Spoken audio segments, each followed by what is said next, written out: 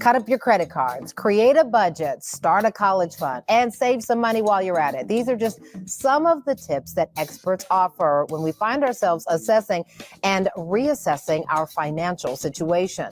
It was former President Barack Obama who said progress will come in fits and starts. It is not always a straight line. It's not always a smooth path. And he is right. Today, we're talking to a mother who can attest to the fits and starts of making ends meet. She's found a path to financial success and insists other moms can do it too. So let's find out how today on Portia.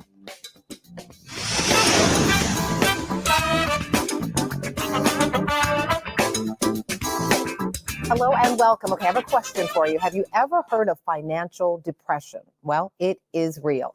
Counselors say it's when the stress of debt or other pressing financial matters just leaves you feeling anxious and depressed. And many of us could use a little tune-up when it comes to dealing with the pressure of managing our finances. And my first guest says an embarrassing situation at the grocery store checkout line in front of her own children led her to write a book. It's called Paid on Friday, Broke by Tuesday. Sound familiar?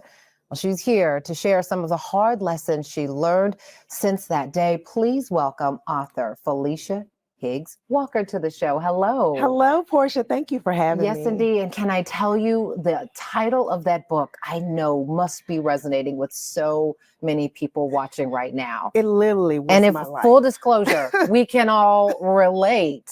There's Yes. always some challenges there, Yes. right? Tell me about the experiences that led you, before you were successful in writing about it. Right. You were going through it. I was going through it. So I was laid off from a six-figure job, earning about $115,000 a year, took a 60% pay cut, went to earning $22 an hour, $700 a week, and it was tough. Right. And one particular Thursday, we went to the grocery store to get all the things for tacos. Right. This is you and your children, Me right? and my children. How many children? I have 3 boys, and at the time they were really young. We get to the register, and it's a few days before payday, and my card was declined twice. And so I end up leaving the grocery in the store. We bought food off of the dollar menu. They ate that night, but I didn't. How were they old enough to understand mom wasn't able to afford it? They saw it, but I don't think they really understood what was going on. But for anybody who's ever had that moment, it hurts. I was embarrassed. How did you do this? Yeah, I was embarrassed. I couldn't figure out, how did I get to this point? How did I get here? I've gone to college, I've gotten the degrees. How did I get to this moment? Yeah, so it was tough. But it's also the sacrifices, right? So we find a way, make a way. Find a way. Got something off the dollar menu and kept it moving. But Absolutely. I know that had to be, sounds like that was a shift for you. That was the turning moment for me. What happened after that? So that night I went home, I laid flat on my face, and I just cried out. I was like, I need help. Yeah. How do I do something different? I need to change my life. And so I went to work different. I started getting there early, staying late, just so I can earn a promotion to earn more money. Right. And so that was that turning moment for me. And so I wonder now, that's been how many years now? 4 years. Just 4. So your boys are older. I know you have talked about this very publicly. So I'm wondering what lessons they're learning from their mother as they watch you doing so well now. Yeah. One thing that I know that they're seeing is don't quit. Don't give up. Keep pushing. Keep looking for a way out. So I know that that's a lesson that they're getting right now. Yeah. Just never quit. Right. And I think that's so important for moms to understand, and dads to understand, that the way we handle money is going to be what our children learn about handling money. Right. Absolutely. And that's something you talk about in your book. Absolutely. Let's talk more about what you're sharing in this book. It's really empowering, even if you are living paycheck to paycheck. Right. Right, it is. So one of the main things I talk about is how, when I was earning a very small amount of money, how I was able to save. And that's one thing that's resonating with a lot of people. How do you save when you're only making $700 a week? Because you can't pay a lot of bills out of that. You need every dime. And so I just started small, and that small turned into something big. Right. And it's important to note, right? 68% of Americans live paycheck to paycheck. So I know that there are a lot of people who can, that's most Americans. Like one check not showing up is going to make a difference. You also say it's important to save it in an account that you won't use regularly. Yes. And you know, a lot of folks who set up that account, but you still end up dipping into it. How do you make that a designated account that you don't touch? Right. So for me, I went to the HR department and I had that amount. I had $25 a paycheck taken out of my check and automatically sent to another bank. When the bank asked if I wanted an ATM card, I said, no, do not send me a card. Yeah. And so every paycheck, I had $25 being deposited into that account. And before I knew it, it was $500. Before I knew it, it was $1,000. Then it was like $3,000. So I actually created my own emergency fund for myself. And you talk about saving for true emergencies. Right. Hair's done, nails done, hair done, nails done, not a true emergency. That is they look bad. Okay, I'm just have to paint over it. True emergency. When the tires go, when the car needs a repair. Exactly. The tire, your car needs repair, something that your children need. That's a true emergency. Yeah. When that bill is getting a little past due. We're just having a real conversation, right? I know we do have a question from a young mother who watches from Memphis, Tennessee. So let's hear her question because I want time for your answer. Awesome. Okay. Hey Portia, my name is Raven. I'm in Memphis, Tennessee. I'm a single mom to a beautiful 2.5-year-old little girl. My question is, what are some things I can be doing now and should be doing now to prepare and ensure that she is financially successful and set up in the future? Thank you. Such a good question to ask when our children are young, because as time goes by quickly. What do you say? So one thing I would say is have a designated account for their college fund. And if they don't attend college, then that money is still set aside for them to jumpstart their life. Life insurance is very important, not only for your child, but for yourself. We never know what tomorrow holds. And we want to be, we want to break that chain of not being able to take care of our families, right? So anything could happen. So that would be my two main things is set aside an account for your child, for their future, and make sure that you have life insurance for yourself. Quickly, when you don't want to go into the savings account, but you don't have it in the cash reserves, what do? You ask for help. That was one thing that I did. I asked for help from family members, especially if it pertained to my children and it was something that they needed. I say, hey, can we all chip in here and make sure that my children get what they need? Yeah. It's good advice. All right. Coming up, you're going to meet Sincera Willis. She's a mother who's trying to save up for college for her son, pay off her own student loans, and get a better grip on her own bills. Sounds familiar, right? Well, Felicia is stepping up and helping out when we return. Some really good advice coming up. Stay with us. We'll be right back. Hey, so you like the show? Then let's connect on social media. Check us out on Facebook, X, Instagram, and TikTok at Portia TV Show.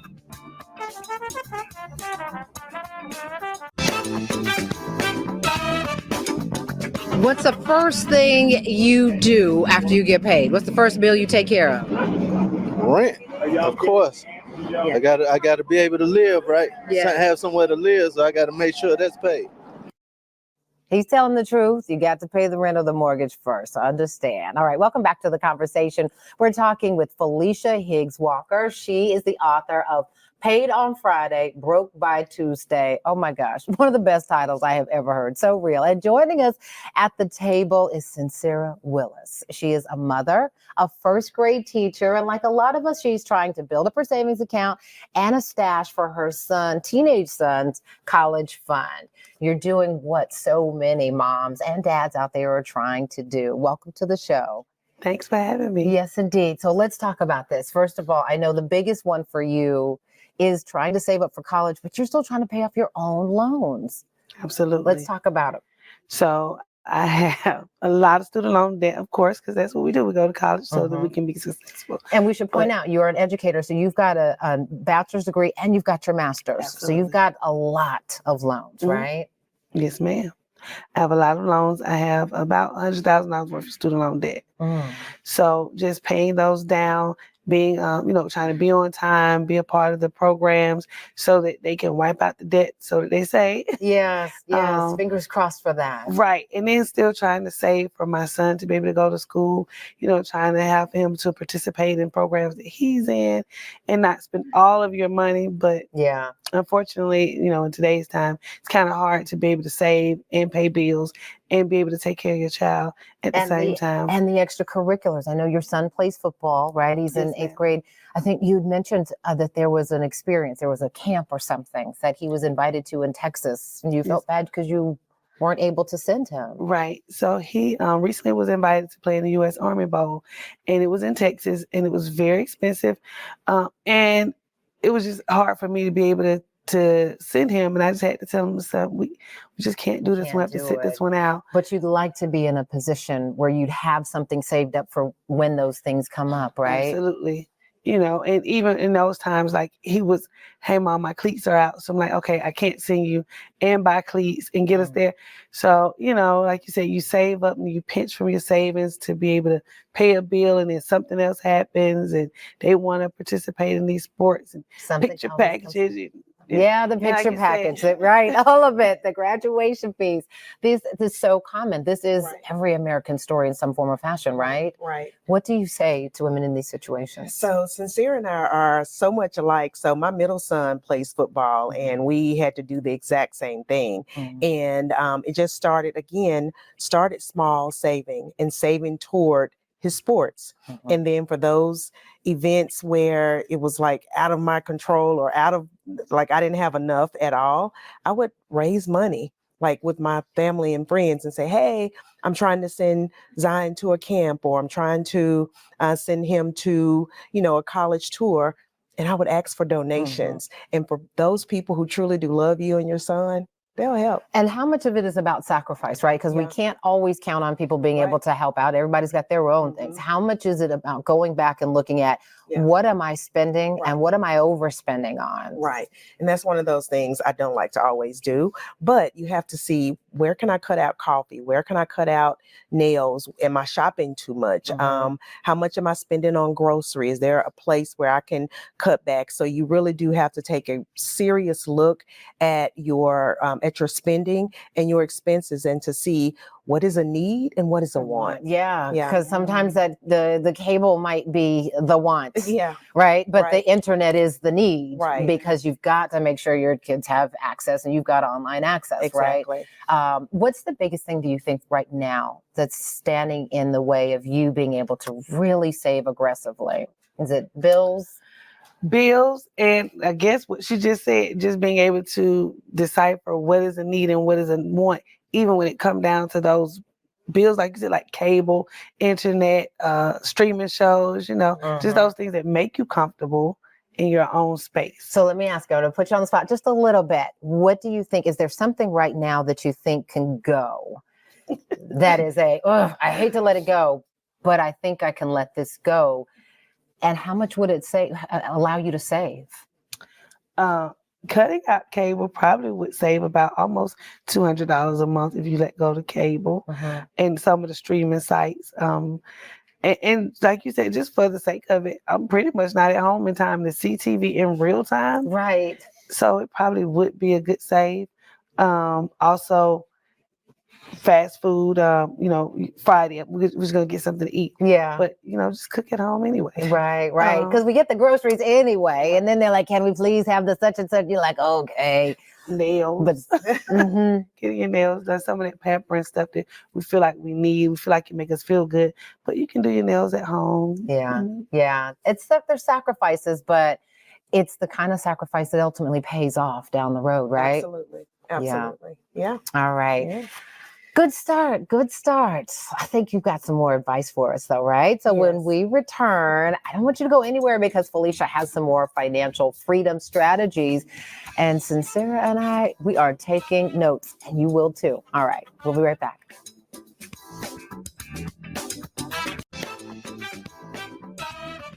What's the first thing you usually end up spending money on after you get paid? Maybe getting my nails done. I do love to get my nails done. So probably that. That's a good treat. Yeah. That's a good treat, but you don't feel like you're splurging. I feel like maybe that's like upkeep and maintenance, so maybe not. But I feel like it brings me enjoyment. It is upkeep and maintenance, right? But maybe Yes. we decide we don't do it as often, right? That's something we've talked about. Now, Felicia, I know you've got a few more tips before we go for really sort of setting your finances on the right track. Yep. So the main thing would be to review your expenses, Mm-hmm. get the stuff that we don't need, get it out, Yeah. right? Set a realistic budget. And maybe, I don't know, maybe you can get an extra another stream of income, right, Tab? I don't know. And then lastly, stick to your goals. Mm-hmm. Set your goals and stick to them. Yeah. And Yeah. you talk about too, the other streams of income. Yeah. You've got other gifts, you've got other things that I know you also have a son. Yes. But does any of these things sound like strategies that you could use? Absolutely. A realistic budget is definitely a strategy. Mhm. Number two, she said something that really resonated to me, Mhm. to have a separate savings and college account for him. Because for Mhm. one, I just have it all going into one place. So when you pinch, you pull from Right. the savings and the college at one time. Right. So that's something realistic that Separate bank, no card, can't get to it. They closed on Saturday. Make it impossible. Yes. Especially with $100,000 in student debt, hoping that gets wiped out. But I know it is still right now in the forefront of your mind. So it sounds like you have learned a few strategies. Yes. So here's what we did. We decided to talk to a businessman and local philanthropist. His name is Will Platt. He and his wife, Erica, they own a few restaurants in Atlanta. He also runs an event center called The Bank, where he does a lot of his philanthropic work. And he heard about your story and he wanted to help you out. Hey, Will. How y'all doing? Good to have you here from The Bank in Thank more ways than one. First of all, what do you have for Sincere? Well, I have a small gift for to kind of help assist her in her hardship. So, I definitely would like to thank Bob and Tiffany Perry, who also some of my big sponsors who helped me throughout situations such as this. Yeah. So I kind of brought out a little token. So get your token and see what's in the token. Oh, wow. Thank you. Okay.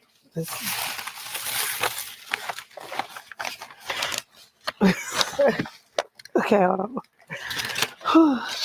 Oh my God. Okay. You want me to count it all right now? If you feel comfortable.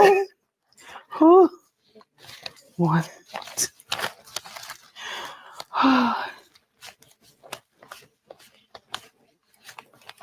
Well, while she's counting, why is this so important for you and others to sort of pour back into folks who you know are having a hard time? Looks like having a little bit easier time now. Okay. Hold on. Thank you. Oh my God. It's $500, right? Oh my God. What did you do? Well, what have you done? It's all good. That's why I wanted to thank Bobby and Tiffany Perry. So All my there's sponsors, they definitely like to help assist me in these times. So we like to be like impact of income is our motto. We love to be blessing to others. So once you become blessed, you have to bless others. And I came from the walk of life. I came up from the hardship. times. And Quickly, before we run out of time here, I know this is a full moment for you. Do you feel like there's something here in this double amount of what we thought you were going to get that is going to make a difference for you? It really will. That saving component? The saving component, and I do have a major bill that Yeah. You just don't understand. I go to work every day, and it is really hard to save and just to live, and like you said, just not be check to check or missing days or whatever, to just have it so that you can live. Yeah. The my bank God, quickly thank you stands so for blessing all neighborhood kids. Blessing All Neighborhood Kids. Thank you for being a blessing, Will. Thank you, Felicia, for this great advice. And thank you for showing us, Sincere, what it means to just do some things and stay focused and know that God is still working. All right? Thank you so much. Yes, indeed. Thank Well, you. Nice meeting you. Nice meeting you also. We'll be right back.